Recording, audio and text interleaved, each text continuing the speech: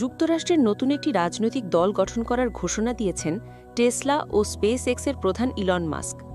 দলটির নাম দিয়েছেন আমেরিকা পার্টি। শনিবার সামাজিক যোগাযোগ মাধ্যম এক্সে সাবেক টুইটারে দেওয়া এক পোস্টে তিনি এ ঘোষণা দেন।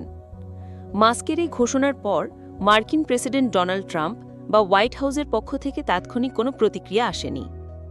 ট্রাম্প প্রশাসনের সাবেক ঘনিষ্ঠ সহযোগী মাস্ক বলেন, আপনাদের স্বাধীনতা ফিরিয়ে দিতে আজ আমেরিকা পার্টির জন্ম হল। এর আগে এক্সে একটি জরিপ চালান মাস্ক। যুক্তরাষ্ট্রের নতুন রাজনৈতিক দল দরকার কিনা তা জানতে চাওয়া হয়। মাস্ক বলেছেন, জরিপে অংশগ্রহণকারীদের 2/3 নতুন দল চেয়েছেন এবং তারা তা পাবেন।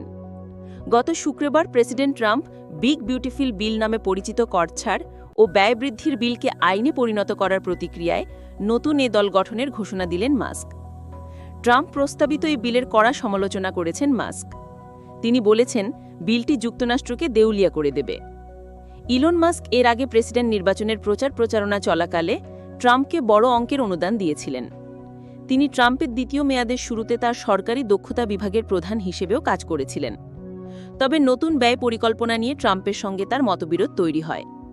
মাস্কের নতুন রাজনৈতিক দল গঠনের ঘোষণার মধ্য দিয়ে এ বিরোধ আরও তীব্র হল।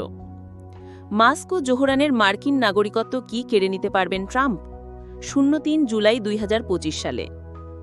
এর আগে মাস্ক বলেছিলেন তিনি একটি রাজনৈতিক দল গঠন করবেন এবং ট্রাম্পের কর ছাড় ও ব্যয় বৃদ্ধির বিলের সমর্থন দেওয়াল আইন প্রণয়তাদের পরবর্তী নির্বাচনে হারাতে অর্থ ব্যয় করবেন।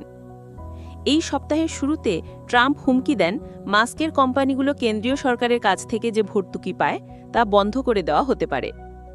রিপাবলিকানদের আশঙ্কা, ট্রাম্পের সঙ্গে মাস্কের বিরোধকে কেন্দ্র করে ২০২৬ সালের মধ্যবর্তী কংগ্রেস নির্বাচনে তাদের সংখ্যাগরিষ্ঠতা ধরে রাখার ক্ষেত্রে নেতিবাচক প্রভাব ফেলতে পারে। এদিকে মাস্কের সঙ্গে দ্বন্দ্বের জেরে টেসলার শেয়ারের দামেও বড় পতন ঘটেছে। ট্রাম্প দ্বিতীয় মেয়াদে প্রেসিডেন্ট নির্বাচিত হওয়ার পর টেসলার প্রতিটি শেয়ারের দাম $৪৮৮ উঠেছিল, কিন্তু গত এপ্রিলে তা কমে অর্ধেকে নেমে এসেছিল। সর্বশেষ গত সপ্তাহে শেয়ারটি লেনদেন হয়েছে $৩১৫.৩৫। তবে মাস্ক যতই সম্পদশালী হন না কেন, রিপাবলিকান ডেমোক্র্যাট দুই দলীয় আধিপত্য ভাঙা সহজ কাজ হবে না বলে মনে করা হচ্ছে। দল দুটি গত ১৬০ বছরের বেশি সময় ধরে মার্কিন রাজনীতিতে প্রভাব বিস্তার করে আসছে।